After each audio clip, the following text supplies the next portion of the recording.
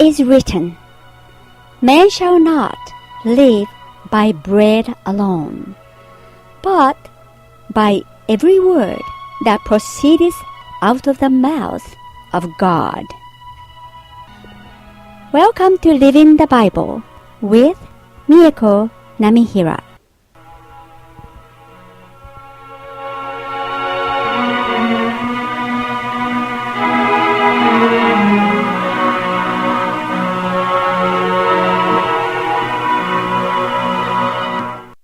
Hello everyone.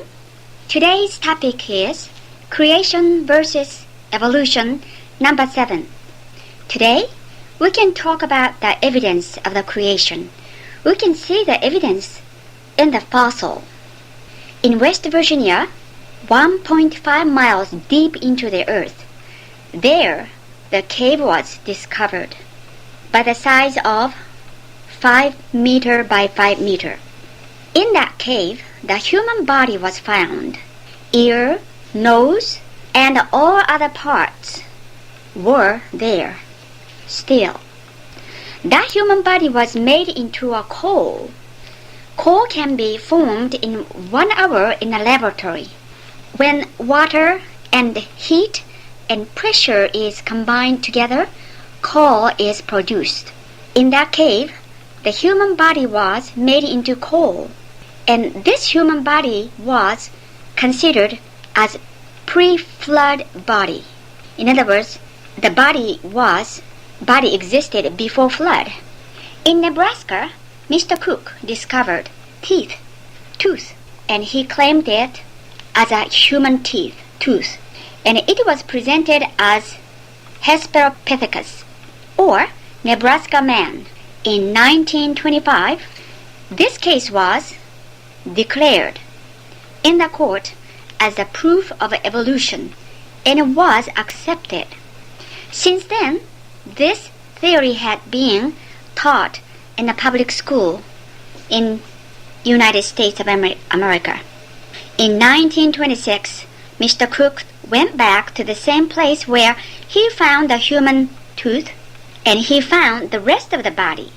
But after the various tests and check-ins and detailed research, this human body was proved that it was the swine body. And that tooth, they thought it was human tooth. It was a swine tooth. After all these things was found out, still public school teaches these false theories. This is very unfortunate fact that we come to recognize. Evolutionist claims that human came to existence 2 million years ago. About 60 years ago, this Ordovician stone was discovered. It was proved that this Ordovician rock is buried with great speed and great pressure. And it was also found that it happened only several thousand years ago. This Ordovician stone was buried with speed and great force in layers, and it is considered that it was caused by worldwide flood. The scientists used the half-life of the rocks and stones to determine its age of the rocks. If the substance is a mixture of the various ages of various things, and the half-life of each substance is different, then scientists choose the one which suits their purpose. For instance, half-life of uranium is 4 billion, and other material can be 3,000 years as a half-life, or 6,000 years, or 40,000 years. It's all different. All the half-life of each half-life or various half-life of various things are all different. Now, scientists claims that the Ordovician stone is 435 million years old. 435 million years old. But recently, the hammer was found.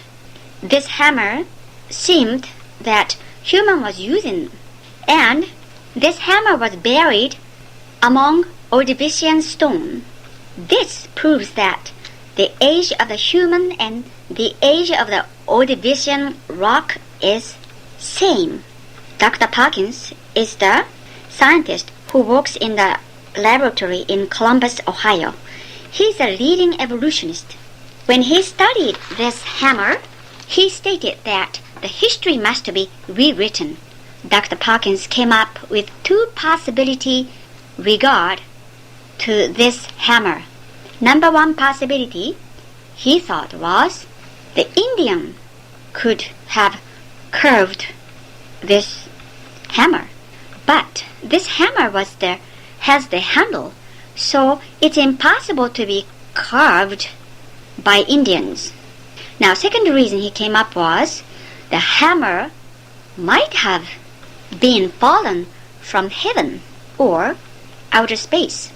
By the way, it is proven already that any material fallen from outer space to the earth always has nickel in it. Nickel. That's one of the metal. Nickel in it. So Dr. Bao and his worker took that hammer to the laboratory in Potel and checked out the ingredients of the hammer. The result was 96.6% iron, 0.74% sulfur, 2.6% chloride, and 0% nickel. Now, this report proved that this hammer was not fallen from the outer space because there is no nickel in it. Bible has very interesting record in Genesis 4 verses 22. It says, "And Zillah, she also Tubal Cain, an instructor of every artificer in brass and iron." Isn't that interesting? This hammer could be the hammer of Tubal Cain. Then we know another fact of this hammer, that it is the hammer made before the worldwide flood. This hammer has another interesting feature. That is, it has a proof that it was made before the flood. The hammer's two major ingredients were iron and chloride. Usually, in this age or generation, iron and chloride doesn't react in the air. The reason is that oxygen has such strong reacting ability. Oxygen and iron reacts first in the air. In order for iron to react with chloride, it had to be powder form or liquid form. Also, in order for iron to react with chloride, it must be in the atmosphere without ultraviolet ray. It is proven scientifically that time and generation which was without ultraviolet radiation was the age before flood. Another aspect of the hammer is that it doesn't rust. Usually iron rusts in the air where oxygen exists.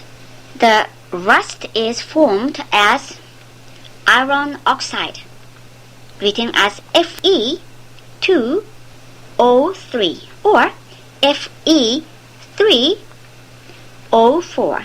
Those are the iron oxide formed by rust. The iron compound which doesn't rust is FeO. That's an iron oxide but different. FeO.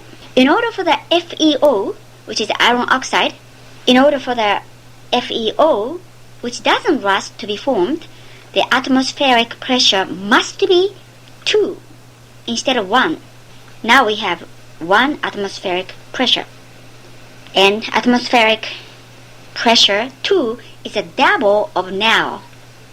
And also, it has to be free from the ultraviolet ray in order to form this FeO, which doesn't rust. Otherwise, this iron oxide cannot be formed. Now, we can talk about the fossils which was discovered.